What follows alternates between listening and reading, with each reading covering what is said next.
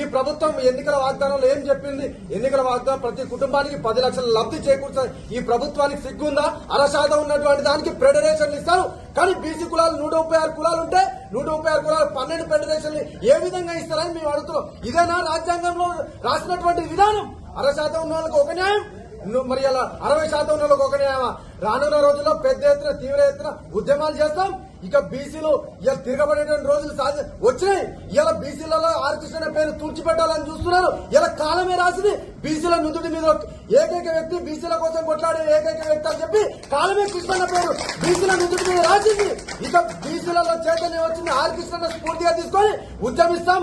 ఇలా ఈ ఎమ్మెల్యేలు మా ఓట్లు వేసుకొని గొలిసి మీరు రాజభోగాలు అనుభవించడం కాదు కొడుకులారా, మాకు న్యాయం చేకూర్చే విధంగా అసెంబ్లీలో మీరు కొట్లాడాలి. మొన్నటిదాకా ముఖ్యమంత్రి కలర్ఫుల్ చొక్కాలు, తెల్ల చొక్కాలు వేసి అలా కలర్ఫుల్ చొక్కాలు ఏమైనా బంచికి వేట కోసం తిరుగుతుంది తప్ప ఇంకో ప్రయోజనం లేదు. ఒక మంత్రి గడ్డం దూతాడు, ఇంకో మంత్రి భుజం ఎగిరేస్తాడు, ఇంకో మంత్రి విదేశాలకు పోతాడు. గివిటిగా మిమ్మల్ని ఎమ్మెల్యే చేసింది 60% ఉన్న బీసీల కోసం కొట్లాడాలని కదా.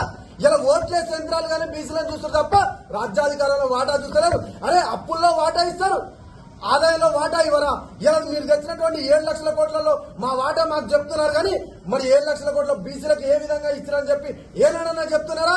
ఇలా 60% నుండి ఎమ్మెల్యేలు బీసీలు 19 మంది ఉండే, ఇలా ఒకే వర్గం 3% ఇలా లేనటువంటి 45 మంది ఎమ్మెల్యేలు ఉన్నారు. ఈ విధంగా బీసీలను అనగారిన వర్గాలు ఇంకా అణచివేత గురి చేస్తున్నారు. ఈ 78 స్వతంత్ర భారతదేశంలో బీసీలకు అన్యాయం జరిగింది. ఇక తిరగబడతాం, ఉద్యమ పంతా మారుస్తాం. ఇక ఎమ్మెల్యేలు ఎంపీలు మరి కట్టెలు పట్టుకొని గెలౌట్ చేస్తామని చెప్పి ఈ ప్రభుత్వానికి హెచ్చరిస్తున్నాం. రేవంత్ రెడ్డి గారు మీరు ఏ విధంగా అయితే మాకు వాగ్దానం ఇచ్చి మా ఓట్లు వేయించుకున్నారో అదే విధంగా మాకు న్యాయం చేకూర్చాలి. ఫెడరేషన్లు ఏర్పాటు చేయాలి. బీసీలకు 1,00,000 కోట్ల బడ్జెట్ మురికిల మూసికి 1,00,000 కోట్లు పెడతారు 60% ఉన్న వాళ్ళకు.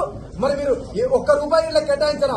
రానున్నటువంటి బడ్జెట్ లో ఏదైతే మీరు మార్చిలో ప్రవేశపెట్టే బడ్జెట్ లో బీసీలకు 1,00,000 కోట్లు మీరు బడ్జెట్ పెట్టాలి. లేకపోతే సీఎం గారు మీ మీద ఇన్ని రోజులు మంచి అభిప్రాయంతో ఉన్నాం, ఇక తిరగబడతాం, మీ ఇల్లు